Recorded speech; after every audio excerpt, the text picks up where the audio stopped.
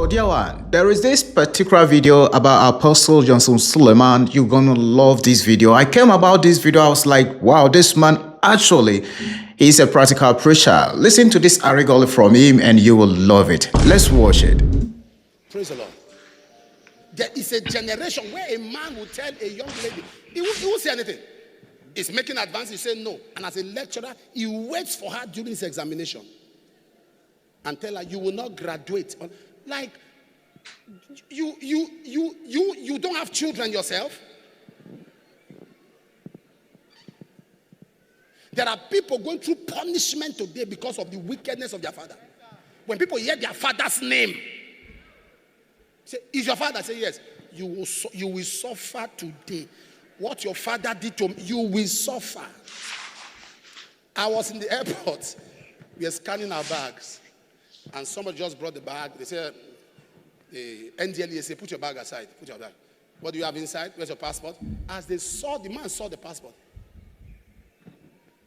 He said, this middle name and this last name, who are they? He said, that's my father. Is your father this? They say yes. From so place? He said yes. Was your father this at a certain time? He said yes. Did your father do this? He said yes. He said, stand here. He said, just stand here, stand here. So we're going. So I turned. I said, I got no more following us. So he said, Pastor, be going. But leave this guy here. Just be going, be going. As I opened the bag, he said, it's beyond bag. We have to scan him, check him, take him through machines. I said, you are personal. You are personal. He said, no. I'm just doing my job, sir. I'm doing my job, sir. He has to pass through. We have to take him to the office because there are certain things that we have to confirm. So I held his hand to a corner. I said, open the bag. You can do that. Take him through a machine. But this several process is like you are angry. He said, Apostle, this guy's father. He opened his uniform and there was a scar. He said, the father gave me when I was small. Apostle, be going. I started begging. I said, I beg. Not today. He's with me now. When he's traveling alone, you can do what you want to do. I carried him. Let me return him back in one piece. The guy was looking. He was confused. And there are politicians today. Am I talking to somebody here? Who are ruining the country for getting they have children. To change a nation is very easy. Just have a heart. Look at Abia. You see what's happening in Abia? See what's happening in Abia? Now I'm hearing that the man said they want to pull off from national grid so they can have their own electricity. Go to Abia. See the transformation. For a man, how much can you eat? For a man who has a heart for his people. Transforming the place. You think it can be done? It can be done. Sometimes I wonder what are other governors listening? When I go abroad, I see how developed nations are. I ask myself, do African leaders come here? I asked one of them, do you come? He said, yes. What do you see? He said, we look up. You don't look at the development. We look up. Nothing.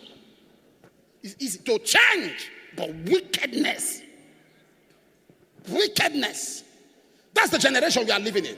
There are people whose heart, we are in a system, a generation, a continent. We are in a world where wickedness thrives. If God does not show up, some people can lose their faith. Oh, yes. If there are no divine emergencies, some people's faith, when you have a strong man in the village, he killed mother, killed brother, killed sister, stop people from getting married, stop them from advancing. If heaven lets that continue, exactly. By prophecy, a man was picked out in the old building. And I said, confess. And the man was telling us how he can use his eyes to remove pregnancy.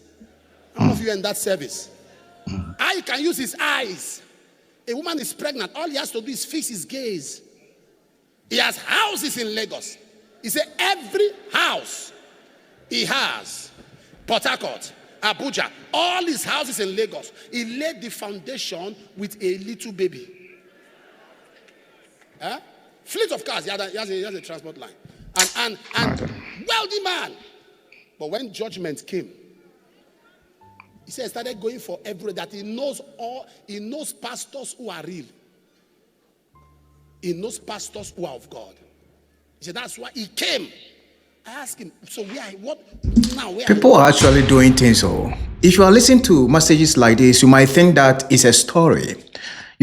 Things are really going on. That's why I love this man of God. He's a practical preacher. He compared the things that we are going through and add the work of God and the things of God to it. And you understand it better. Actually, things are going on. Things are going on. Imagine a person, the house he has, all foundation was being laid by babies' blood. Things are going on in this world. Let's enjoy. no doctor, no nothing. There's a politician from the East. He's late now. He had his own, it was not a house, it was like a town. In his compound, he had about some boys' quarters. You know what the boys' quarters were? Duplexes. Duplexes were his boys' quarters. Duplex was boys' quarters. He had about 25 scattered in the compound. Yes. He had money. One day, stroke hit him. They took him around the world. He was a vegetable. The only thing they were feeding him was pap. That's all he was eating. Every morning we tell them to wheel him. They will carry him on wheelchair. He will sit down on his balcony and be looking at all his houses.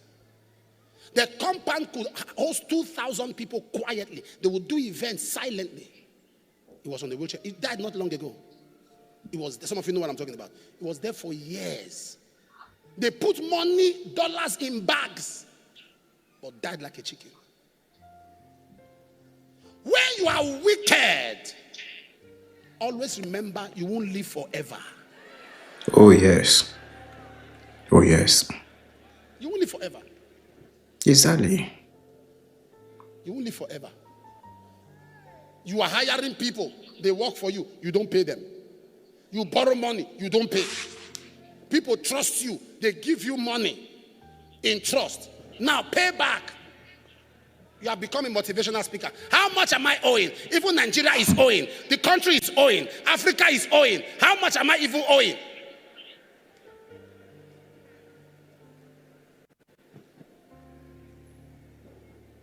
One of the signs of wickedness is when you go back on your word.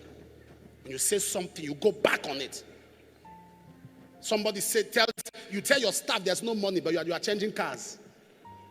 Company is not making money, but you are changing cars. Company is not making money, but all your children they are enjoying life. But somebody working for you, his own children can't feed.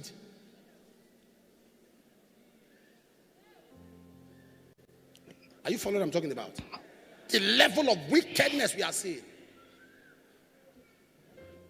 It's not just that are wicked. The poor are also wicked. Somebody is walking out of a house. He's parking out. So he wants to destroy. He will break the window. I'm leaving this house today. What do I spoil? This landlord is a wicked man. He will now go to the bathroom, break the tap, leave the water running.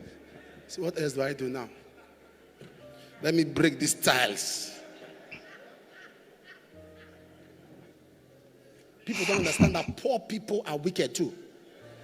Oh, yes. Ooh. Not some, majority. Ooh. Check every rebel. 90%, not 100%, 90% of rebels, of people with deep animosity, are from extremely poor background. I can tell you by experience. I can tell you. People that destroy others, that will come out and destroy others, are people that those they are destroying lifted them. Those people made them the voice in their family. They became like the reference point in their family. That is why their own family cannot call them to order, because the family feeds from them.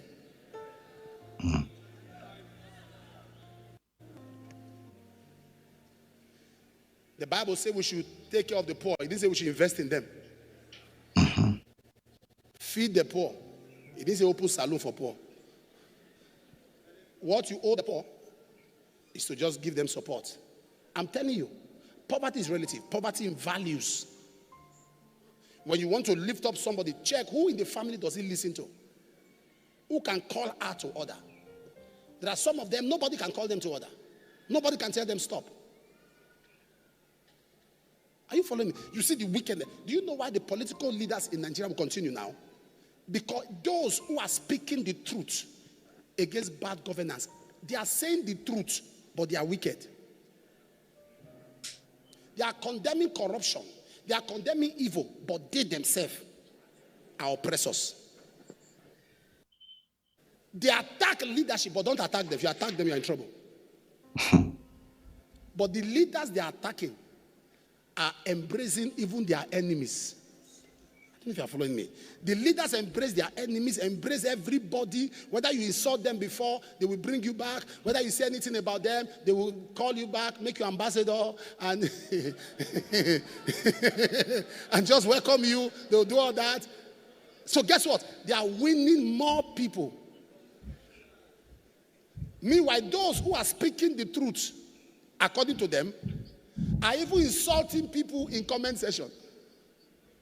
That's how petty and trivial they are. We are in a generation where if wickedness doesn't stop, emergencies will show up. I'm telling you. I'm telling you. I'm not going to mention the name of the country, of a president who was running an election. People were telling, oh, it's like you have won. And he opened his mouth and said, he has the country in his palm, that even God cannot stop him. He won quite all right. Some of you know the leader. He won quite all right. Few days to be initiated, he died. The man who made the Titanic, was arrogant and began to brag. The Titanic was coming from a voyage, and he smiled. He said, look at the Titanic, that even God cannot sink. That was the last voyage the Titanic went. You know Beetle car, Volkswagen? Beetle car, my father used to have one. You know, both, the engine is at the back. Come out, make her enter. You know that car now, the race seats. The owner of Beetle, Volkswagen, was arrogant. He said, Beetle, Volkswagen, my great product that has become more popular than Jesus. He said that with his mouth. Today, Beetle has become Obito.